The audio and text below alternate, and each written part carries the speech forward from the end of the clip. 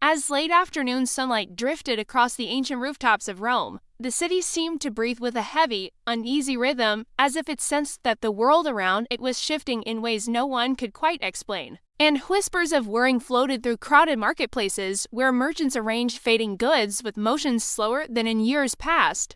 Children weaving between stalls noticed the tight expressions on their parents' faces, the scarcity of colorful fabrics, and the way coins clinked together more anxiously, as though each one carried the weight of a decision. The smell of baking bread still curled through the air, warm and comforting, yet even that familiar scent felt thinner, as if stretched across too many kitchens and too few ingredients. Above the streets, banners once bright with crimson and gold fluttered limply in the breeze, their edges frayed and threads loosening like an old story beginning to unravel. In the Forum, crowds gathered around marble statues now weathered by time, listening to speakers who raised their voices with conviction yet could not hide the tremor beneath their words. They spoke of borders pushed, of enemies approaching, of taxes rising, and supplies dwindling. Some Romans argued fiercely, waving their arms in great sweeping arcs, insisting the empire remained powerful and eternal. Others whispered about dangers that lurked beyond the horizon, tribes pressing forward, rebellion stirring, and leaders who disagreed more than they united. Children sat on the steps of ancient temples, watching adults debate with furrowed brows, sensing the tension without fully understanding it, feeling the atmosphere change like a summer sky shifting before a storm. Far beyond the city walls, Roman soldiers marched along dusty roads that stretched endlessly toward distant frontiers. Their armor shimmered faintly in the fading light, though dents and scratches told stories of battles fought too often, too far from home. Many walked with tired steps, burdened by years of defending an empire that seemed to grow larger and more fragile with each passing season. Camps built along the borders buzzed with rumors, new threats from the north, fierce warriors crossing rivers that once served as solid boundaries, and commanders uncertain whether reinforcements would arrive in time. Even the crackling campfires, normally warm and reassuring, flickered with shadows that danced restlessly across the soldiers' determined but weary faces. Within Rome's walls, families tried to hold on to familiar routines, yet cracks in daily life widened like hairline fractures in aging marble. Streets once swept clean began to gather dust. Public fountains trickled more slowly as maintenance faltered. Market stalls displayed fewer goods, and children noticed how their parents lingered longer before choosing what to buy, counting coins twice instead of once. Bakers stretched dough thinner, butchers had less meat to offer. Tailors stitched old garments instead of sewing new ones. The rhythm of the city persisted, but each note seemed softer, as though part of the great symphony of Rome was gradually fading. Schools continued their lessons, though even teachers felt distracted. Students recited poetry about Rome's glorious past, stories of heroes, victories, and the unstoppable power of the empire, yet the adults exchanging glances at the back of the room knew the world those poems described was slipping further away. Children scratched lines into wax tablets while listening to faint echoes of marching soldiers drifting from distant streets, their imaginations swirling with questions about the future. When teachers spoke of loyalty, courage, and responsibility, the words carried a new weight, like seeds of wisdom meant to prepare young minds for uncertain days ahead. Beyond the Tiber River, farms that once produced abundant harvests faced new challenges. Fields lay dry, orchards bore fewer fruits, and workers struggled to manage land that had been passed from owner to owner in quick, unsettled succession. Some farmers packed their belongings onto carts, leading families and livestock toward safer regions, their wheels creaking against the rough ground as they murmured prayers to the gods for protection. These wandering groups moved slowly along old Roman roads, joining streams of travelers searching for stability as the empire's vastness became increasingly difficult to sustain. Meanwhile, leaders in marble halls debated with voices that clashed like swords. Some urged strong reforms, others argued endlessly without compromise, and decisions that once shaped the world now took too long or arrived late. Senate meetings stretched on, filled with raised eyebrows and frustrated sighs, while messengers carried reports of new pressures building at the empire's borders. Even grand palaces, decorated with mosaics and guarded by columns that had stood for centuries, felt strangely hollow, as though the confidence that once filled them had drained away like water through unseen cracks. Still, in many corners of the city, Rome's spirit glowed bright with resilience. Children played in courtyards, chasing each other between olive trees whose leaves shimmered like tiny silver coins in the wind. Storytellers gathered small crowds, recounting tales of ancient heroes who overcame impossible odds. Bakers slid fresh loaves from glowing ovens, filling neighborhoods with the comforting scent of warm dough. Musicians plucked their lyres beneath open windows, sending gentle melodies drifting across twilight streets. These moments of joy shone like lanterns in the dusk, reminders of the greatness Rome had built over centuries, greatness that could still be felt even as its edges dimmed. But as night fell, torches along the city walls flickered in the breeze, and watchmen scanned the horizon with worried eyes. Travelers arriving after long journeys brought stories of distant villages burning, lost battles, and alliances shifting like restless tides. Rumors scattered through taverns and squares like leaves whipped by the wind, whispering of a world growing more unpredictable each day. Parents tucked their children into bed and lingered longer than usual, smoothing blankets and brushing hair away from sleepy faces, drawn to the fragile peace that nighttime offered. In the deep quiet of the evening, Rome seemed to hold its breath. The city stood tall, still magnificent, still proud, yet beneath the moonlight its grandeur felt delicate, like a mighty ship creaking as waves began to swell around it.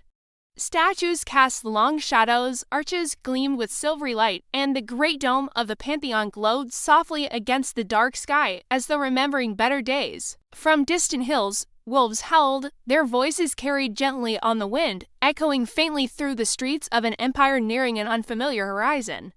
And so, as a new dawn approached, Rome awaited the turning of another page in its vast, complicated story, one filled with challenge, change, and a sense of uncertainty that even the bravest hearts could feel growing like a quiet storm on the edge of tomorrow. As twilight stretched its purple glow across the broken silhouettes of Rome's rooftops, the city seemed to hold its breath, as if it understood that history itself was shifting beneath its feet, and every whisper of wine carried the weight of a world slowly unraveling.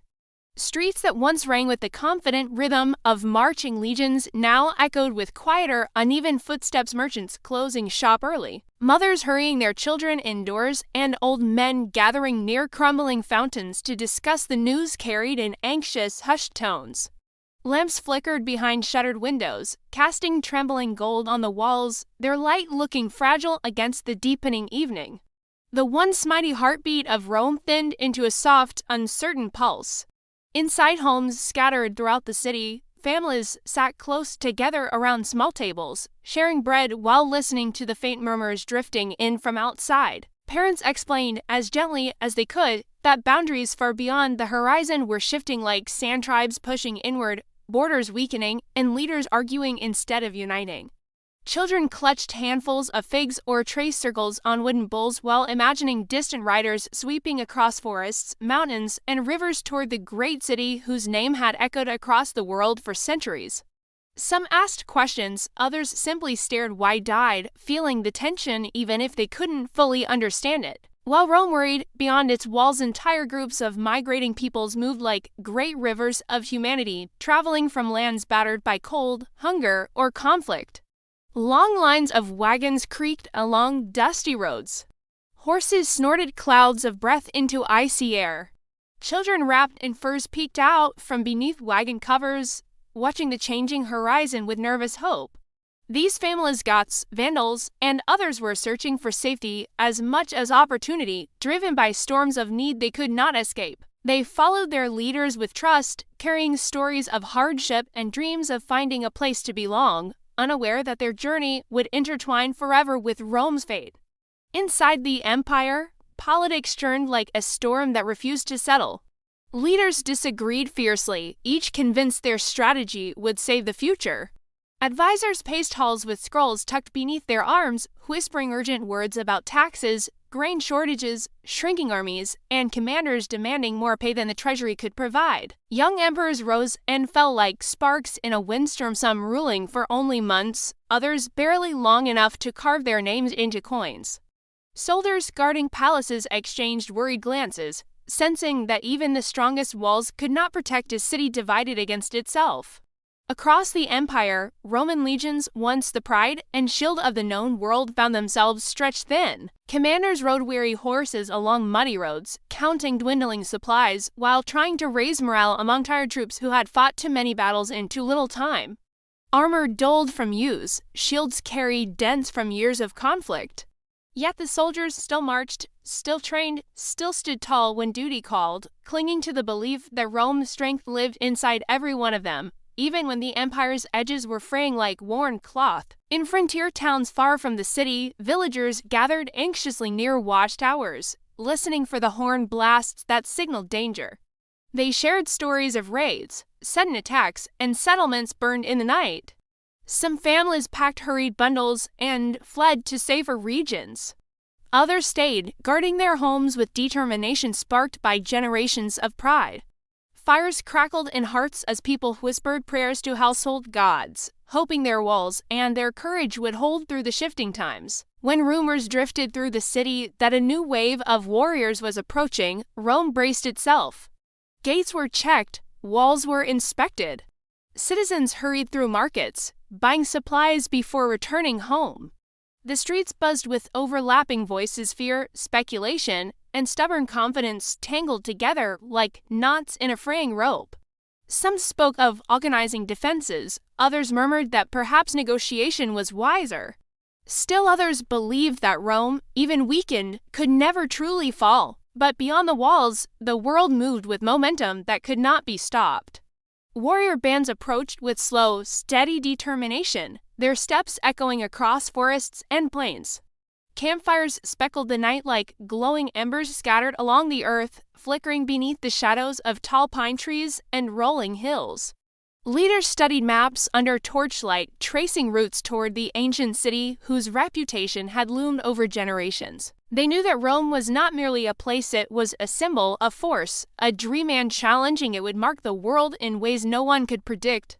When thousands of footsteps finally reached the city's edge, both sides paused, the air tight with tension. The great walls of Rome, majestic, scarred, towering, seemed to stare back at the approaching warriors, daring them to test their strength against centuries of power. Children inside the city clung to their parents. Soldiers adjusted helmets, tightening straps with trembling fingers. Even the birds circling overhead fell into an eerie silence, as though nature itself was holding its breath. Soon, the clash began, not always with swords, but with demands, negotiations, threats, and desperate attempts to find balance between fear and survival. Some leaders tried to make peace, others pushed for conflict.